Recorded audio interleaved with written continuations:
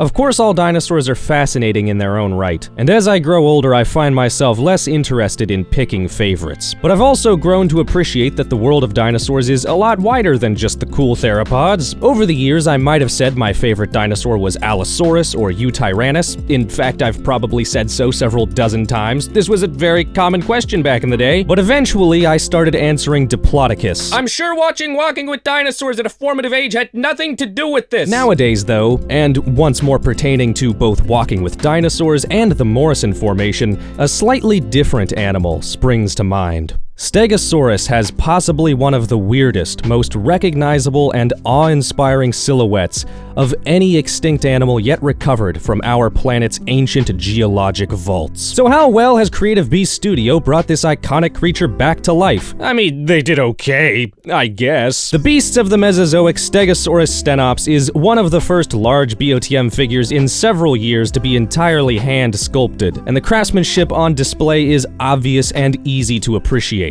Each scale has been sculpted by hand, meticulously, and all the different body segments have been beautifully shaped and fitted together. I do think this is one of the most well-executed BOTM hand sculpts, both in terms of accurately replicating reference material and in terms of production quality. A digital sculpt, no doubt, would have been more accurate, with smoother parts cutting and so on, but the work that was put into this figure is so palpable that, honestly, I'd be satisfied either way. The engineering on this figure is not exactly the greatest thing ever, but it does get the job done. Stegosaurus has genuinely difficult anatomy to work with in this context, and several interesting solutions to that problem are present in this figure's sculpt, such as the sleeve piece at the base of the neck to fill in the gap that would otherwise be visible, and the numerous cuts and notches along various articulation points to allow certain pieces to slide past the animal's plates to create a sufficient range of motion. These additions were incredibly thoughtful and ingenuitive, but even so, I wouldn't say this figure's range of motion is especially noteworthy. The neck gets the job done, but I certainly wouldn't have minded more segments. The tail also gets the job done, but still with potential room for improvement. The torso joint is actually fantastic and moves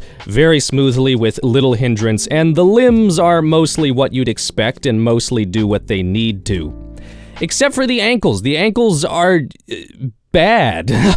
Unlike the Ceratopsian series figures, this Stegosaurus doesn't even have actual ankle joints, which pretty heavily hinders what you can do with its feet, especially when shifting the hind limbs backward. Keeping the hind feet flat on the ground is just not possible in a lot of situations, and it's genuinely a bit frustrating to work with. This is the one articulation point on this figure I think needed significant testing and refinement and improvement before release, if I'm being honest. Luckily, I'm no longer thinking about the ankles because the colors are so gorgeous I've become completely and instantly distracted. Like all beasts of the Mesozoic figures, this Stegosaurus has been entirely hand-painted and coated head to toe in vibrant colors and intricate patterns. Mostly it sticks to a warm palette of browns, oranges, and auburns, patterned here and there in contrasting dark brown and white, the latter of which has been tinted with a beautiful mint blue, also featured on the animal's iconic thagomizer. A detail which unto itself is so neat that it honestly makes me wish more of the Ceratopsians had been given interesting coloration on their horns and epicypitals. Keratin is regularly very brightly colored among modern dinosaurs, and I feel like that fact is such an underutilized potential piece of inspiration for paleo art. Also, the neck is chrome for some reason. The plates, however, entirely steal the show. Each side of each plate features a distinctive pattern painted in black and white,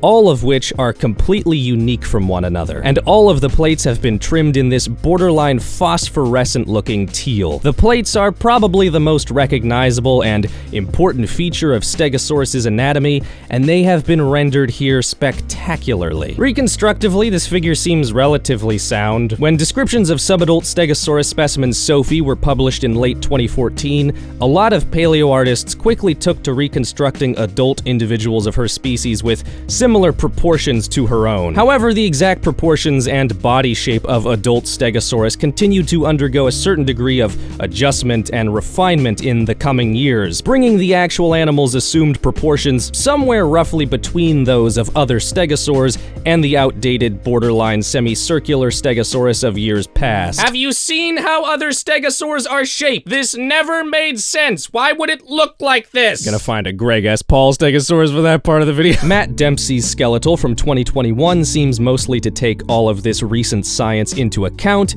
and happens to be the reconstruction referenced for this figure. So for accuracy, I give this Stegosaurus a, I don't know, seems about right out of 10. I'm not a pediatrician. That's the review, you've watched the whole thing. In summary, this has pretty much instantly become one of the most special figures in my collection. It's gorgeous, it's impressive, it's a more than definitive representation of my literal, actual favorite dinosaur, and no other figure I have ever owned has had quite this level of shelf presence. I even bought this optional Allosaurus to go with it. It was kind of expensive just for an accessory, if I'm being honest. Obviously, not everybody is in the market for a Stegosaurus figure roughly the size of a gas giant, but if you are, I recommend this figure highly. It's imperfect, and it's also beautiful, and it truly is at least one of my favorite figures of all time.